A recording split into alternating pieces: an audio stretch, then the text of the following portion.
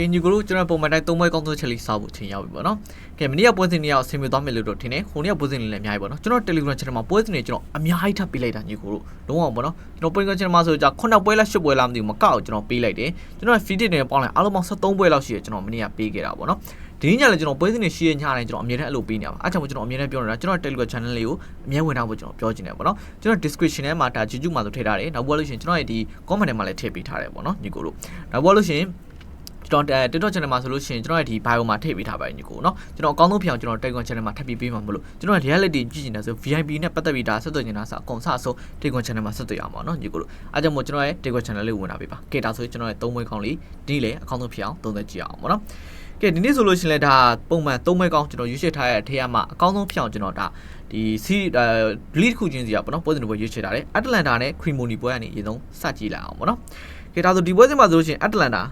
အခြေအနေတော်ကောင်းပါတယ်ညီကိုတို့เนาะအိမ်ခွင်းမှာဆိုလို့ရှိရင် Cremoney ကိုဒါကန်နိုင်နေဆိုတဲ့အနေထားမျိုးမှာတော့ရှိတယ်ဒါပေမဲ့ Cremoney အိမ်ခွင်းရောက်လို့ရှိရင်တော့မှ Atlanta တို့ကနောက်ဆုံးတွေ့ခဲ့တဲ့ပွဲစဉ်မှာဆို Cremoney အိမ်ခွင်းတော့မှပဲတွေ့ခဲ့တာ Atlanta အိမ်ခွင်းမှာမတွေ့ရသေးဘူးအဲ့တော့မှ Atlanta တို့အရှုံးမခံမင်းနဲ့အနိုင်ကန်ထားခဲ့တာညီကိုတို့เนาะ Atlanta အိမ်ခွင်းကိုရောက်လာပြီအမှ Atlanta တို့အနိုင်ယူနိုင်မလားအခုလက်တော့ Atlanta အိမ်ခွင်းကိုကြည့်လိုက်ရချိန်မှာအိမ်ခွင်းမဆိုးပါဘူးအစိုးရတော့မဟုတ်ဆိုရလိုက်မျိုးပြသထားတယ်ဂျူမီနက်ကတော့3 စီနဲ့ဘယ်သူကနိုင်မယ်လို့ထင်ထားမှလည်းပွဲစဉ်မှာပေါ့နော်ဒီမထင်ထားတဲ့ပွဲစဉ်မှာအတလန်နာတို့ရအောင်နိုင်သွားတယ်ပေါ့နော်ဒီလိုနေသားမျိုးကအတလန်နာတို့ကတခုပြသလာနိုင်နေဆိုနေသားမျိုးပြောချင်နေတ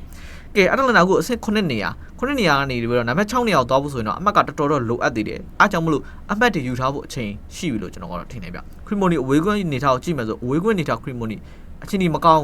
းအိမ်ခွင်းအစတော်တော်စိုးနေတဲ့နေထားပေါ့နော်အားကြောင့်စတိုက်ခရီမိုနီတို့အနေနဲ့ထပ်ပြီးရှုံးသွားဖို့အလားအလာရှိလားဆိုလို့ရှိရင်ရှိနိုင်တယ်လို့ကျွန်တော်မြင်နေဗျညီကိုเนาะဒါကြောင့်မလို့ကြေးဖွင့်နာတာလေးကိုတစ်ချက်ကြည့်ကြည့်လိုက်အောင်ပေါ့နော်ကြေးကဘယ်လိုများခေါ်တာမလဲပေါ့ကဲကြေးခေါ်တာတော့ကြည့်လိုက်တဲ့အချိန်မှာပေါ့နော်ဒါကြေးခေါ်တာတစ်လုံးအရှုံးဆိုကြေးကိုခေါ်ရတယ်နည်းနည်းတော့ပြင်းနေညီကိုတို့ရေးထားတာပေါ့နော်ဒါပြင်းနေနှလုံးပြတ်နိုင်မလား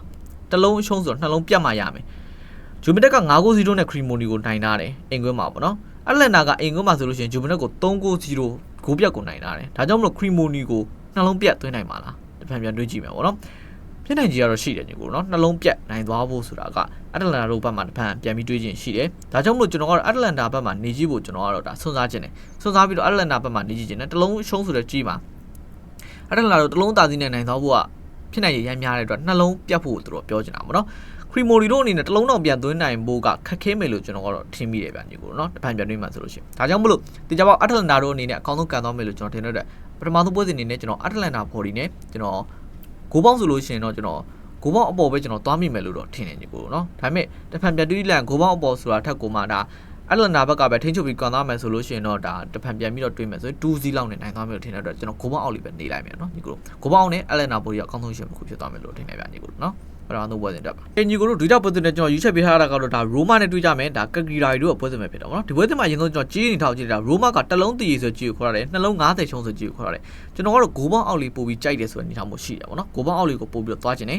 ဒါနောက်ပြီးလို့ရှိရင်ကျွန်တော်ဒါဟိုတစ်လုံးတည်ဆိုတဲ့ရိုမာကြီးကိုနည်းတော့စိတ်ဝင်စားတယ်ဆိုပေမဲ့လည်းတစ်ဖက်မှာပြတ်တွေးမယ်ဆိုလို့ရှိရင်ရိုမာတို့အနေနဲ့အနည်းဆုံးနိုင်လဲတစ်လုံးသားစီးလောက်နေမယ်နိုင်သွားမယ်လို့ကျွန်တော်ကတော့ထင်တယ်ဗောနော်ဒါနှလုံးပြတ်မလားနှလုံးပြတ်ဖို့ကတော့ရခိုင်နှုန်းနဲတယ်ဆိုပေမဲ့တဖန်ကရီယာကြီးကဂိုးမရနိုင်ဘူးဆိုလို့ရှိရင်တော့ဒီရပေါက်ဒါနှလုံးပြတ်ဖို့တော့များတယ်ဒါကြောင့်မို့ကျွန်တော်နေမှာရိုမာပဲကျွန်တော်နေပြီးဖို့များတယ်ပေါ့နော်နှလုံးပြတ်ပေါ့2-0ဆိုတဲ့ရလိုက်မျိုးကျွန်တော်မျှော်လင့်မိတယ်2-0 1-0မဟုတ်လို့ရှိရင်ဒါတေချာပေါက်ဒါဂိုးပေါင်းအောက်ကိုသွားမယ်ဆိုတဲ့အနေအထားမျိုးရှိတယ်ပေါ့နော်ကရီယာကြီးဘက်ကဂိုးတကူရနိုင်ဖို့တော့မှခက်ခဲမယ်လို့ကျွန်တော်ထင်နေတော့ပေါ့နော်ဒါကြောင့်မို့ကျွန်တော်ရိုမာဘော်ဒီလေးကျွန်တော်ပို့ကြိုက်တယ်ညီကိုနော်ရိုမာဘော်ဒီဂိုးပေါင်းအောက်လေးပဲကျွန်တော်သွားလိုက်ပါမယ်ညီကိုနော်ကဲဒါဆိုရင်နောက်တော့ပွဲစဉ်အတွက်ကျွန်တော်ရွေးချယ်ထားတာကတော့ Middlesbrough နဲ့တွေ့ကြမယ် Sheffield United တို့ပဲပွဲစဉ်ပဲဖြစ်တယ်ပေါ့နော်ကဲဒီပွဲစဉ်မှာဆိုလို့ရှိရင်တော့ဒါ Championship ပွဲစဉ်ပေါ့နော်ဒါဘာကြောင့်ဆိုစိတ်ဝင်စားဖို့ကောင်းတာက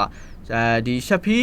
Sheffield ရပေါ့နော်ဒါတကယ်ကြည့်မှဆိုလို့ရှိရင်အိမ်ကွင်းမှာဆို Middlesbrough တော်ဒုက္ခပေးနေဆိုရင်နေထောင်းမှုမှာရှိခဲ့ဘူးလေဒါကြောင့်မလို့လဲ Middlesbrough နဲ့အမှတ်ပေးလိုက်မလားအမှတ်ရအောင်ယူအောင်မလားဆိုတော့ပေါ့နော်ကြီးခေါ်တာကို Sheffield ခေါ်တာတယ်အဲ့ဒါဆိုကြပေါ့ Middlesbrough ကိုနေဖို့ချိန်ရောက်ပြီပေါ့နော် Middlesbrough အနေနဲ့အနည်းဆုံးဒါဟိုတေချာပေါက်လေဘယ်တော့ကန်နိုင်မယ်လို့ကျွန်တော်ထင်တယ်လေဘယ်90ရှုံးတဲ့ Sheffield ခေါ်လိုက်ကြကျွန်တော်မကြိုက်တဲ့အတွက်ကျွန်တော် Middlesbrough ကိုနေလိုက်တယ်ပေါ့နော်နှလုံးအရှုံးဆိုတဲ့ဂိုးပေါင်းကြီးမှာကလည်းကျွန်တော်ကြည့်မယ်ဆိုလို့ရှိရင်ဒါဂိုးပေါင်းအပေါ်လေးပဲကျွန်တော်ပို့ပြီးတော့သဘောကျမိတယ်လို့ခံစားရတယ်ညီကိုနော်ဂိုးရည်တွေသွင်းမယ်လို့ကျွန်တော်မြင်နေရတယ်ဒါတစ်ဖက်မှာပြန်ကြည့်မယ်ဆိုလို့ရှိရင် Sheffield ကလည်းဂိုးသွင်းနိုင်တယ်လို့မျိုး Middlesbrough ကလည်းဂိုးသွင်းနိုင်တဲ့အတွက်ကျွန်တော်ဂိုးပေါင်းအပေါ်နဲ့တော့ Middlesbrough body လေးကျွန်တော်နေလိုက်တယ်ပေါ့နော်ကဲဒါကြောင့်မို့ညီကိုတို့ဒါအကောင်းဆုံးပြောင်းကျွန်တော်ရွေးချယ်ပေးခဲ့တဲ့ကျွန်တော်ဒီဗီဒီယိုလေးကိုကြိုက်ဆို like share comment လေးပေးကျွန်တော် Telegram channel ဝင်မိတယ်နော်ကျွန်တော်ပွဲစဉ်ထပ်ပေးမှဖြစ်တယ်တော့ဗောကြည့်ခွင့်ရတဲ့သူတွေမှာလည်းညီကိုတို့အားလုံးကြားကြပါစေဗျ